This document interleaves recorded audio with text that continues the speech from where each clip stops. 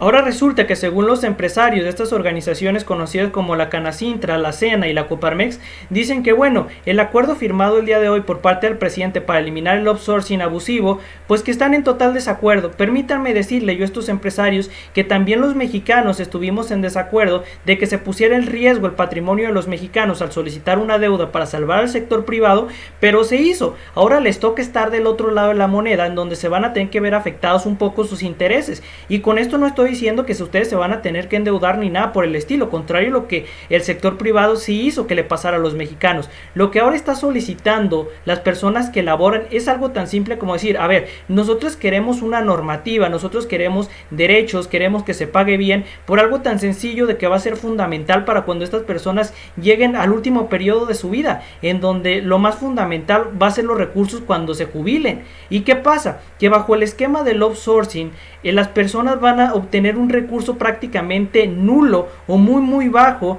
que no les va a permitir llevar la vida cuando estas personas ya estén en una etapa de edad bastante avanzada, lo cual va a representar que ni siquiera van a poder cubrir las necesidades básicas. Si incluso en un trabajo normal que no es bajo esquema de outsourcing, el apartado de jubilación va a ser un problema muy grave para la mayoría de los mexicanos, ahora imagínense bajo un esquema de outsourcing que lo único que hace es que te sacan del trabajo y te vuelven a contratar. O sea, termina tu contrato en un año y te vuelven a contratar, y así están continuamente, razón por la cual también el mismo presidente dijo, en diciembre no queremos que se termine despidiendo a la gente. ¿Por qué? Porque eso va a ocasionar que ustedes tengan ciertos problemas. Y es que la realidad del outsourcing es que se creó como un mecanismo para que solamente aquellas empresas, sobre todo empresas bastante grandes, contrataran un servicio y posteriormente ese servicio fuera satisfecho por, no sé, por otra empresa que brindaba ese servicio que ella necesitaba. El problema de esto es que al ser un intermediario, lo que pasa es que los salarios de las personas junto con los derechos de los mismos se ven violados,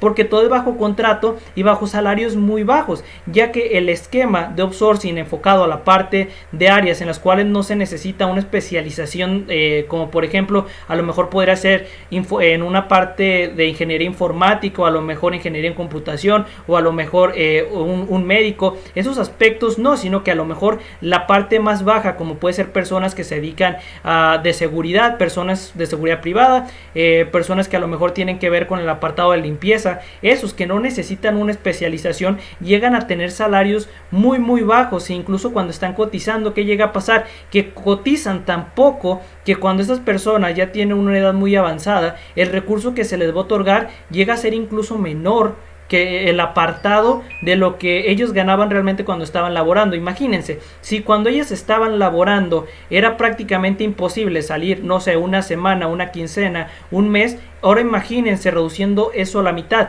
Por eso lo que está intentando hacer este gobierno es decir, a ver, vamos a poner normas, vamos a poner reglas. Con esto no estamos diciendo que se va a eliminar el outsourcing al 100%, sino que se van a crear mecanismos para que los trabajadores tengan derechos, también tengan un buen salario, y que bueno, nos desarrollemos de forma conjunta, ya que estos empresarios de la Coparmex, junto con los demás que están mencionados por aquí, en donde dicen, por una parte que quiero destacar, nosotros queremos dialogar. Pues señores, también, ¿cómo van a decir que ustedes quieren dialogar cuando son la única parte que está viendo por sus intereses, pero no por la de los mexicanos?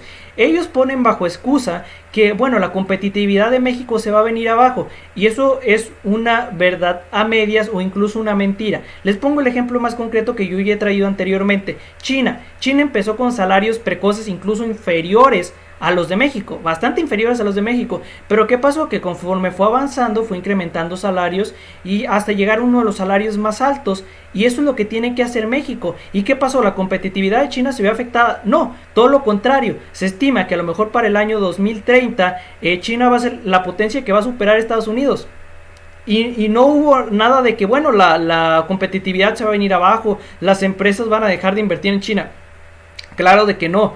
Y sobre todo en México, nosotros estamos en un lugar muy estratégico porque estamos conectados a los Estados Unidos, prácticamente son nuestros vecinos. ¿Esto qué representa?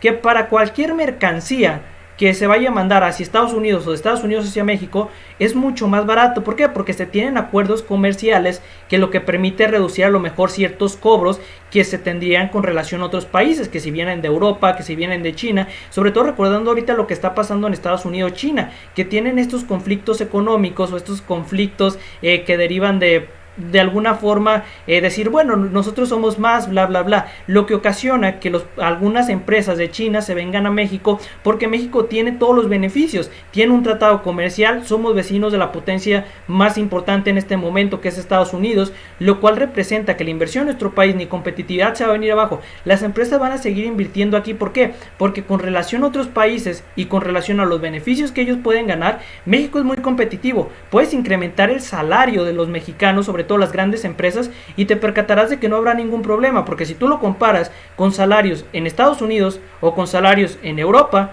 te darás cuenta que bueno, lo que nosotros consideramos un buen salario aquí, pues para países como Estados Unidos, países como por ejemplo países europeos, ¿qué ocurre? Para ellos no es mucho.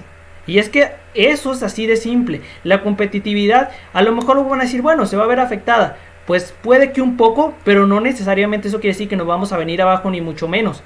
Además, tampoco se está eliminando el outsourcing, no. Lo que está ocurriendo es, vamos a generar normas y reglas para que no sean tan abusivas. Y es que hay que aclarar algo. Durante bastante tiempo estas empresas de outsourcing ni siquiera hacían nada.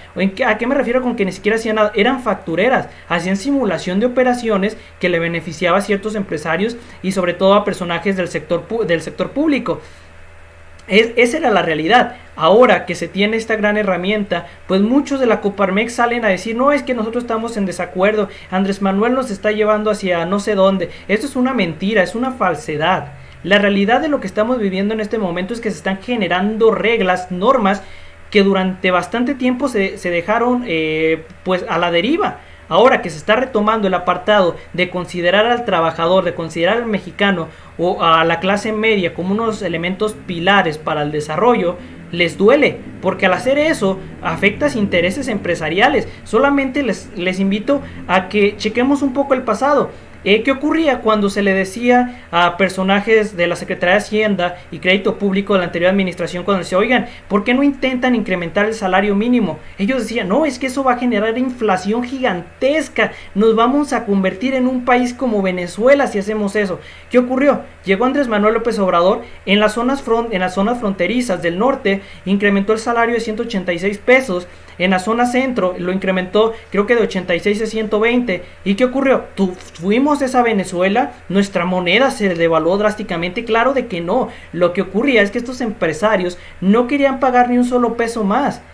Son así de codos o así de codiciosos porque su fortuna solamente la quieren para ellos y no para apoyar a la gente. Y es que no se está en contra de que tengan una fortuna, se está en contra de que quieran utilizar las normas y reglas para explotar a trabajadores y luego no apoyarlos. No se le está diciendo que le regalen dinero al trabajador, ni mucho menos. Se le está diciendo, generen empleos que tengan un buen salario, que tengan una normativa y sobre todo que tengan derechos. Es lo único que están pidiendo. No les están pidiendo dinero regalado como si hizo el sector privado para el tema de que pues hicieron malas cosas. Y bueno, ¿qué ocurrió? Que los mexicanos tuvimos que salir a solicitar una deuda gigantesca que no se va a pagar en muchísimos años. Nosotros, los mexicanos, no están pidiendo eso a los empresarios, solamente le están diciendo, a ver, no pueden tener esquemas abusivos que solamente exploten al trabajador, no sean desgraciados. Es lo único que se les está diciendo. Entonces, qué lamentable que estos empresarios, pero bueno, sabiendo de dónde viene Coparmex, grupo que creó así por México, que solamente está viendo por sus intereses empresariales y no por los mexicanos, pues tampoco es como que algo que sea algo nuevo. Pero no me queda nada más que decir, más que si esta información les agradó, me pueden dejar un like, un comentario, suscribirse y nada, nos veremos muy pronto. Gracias por ver esto, hasta la próxima y adiós.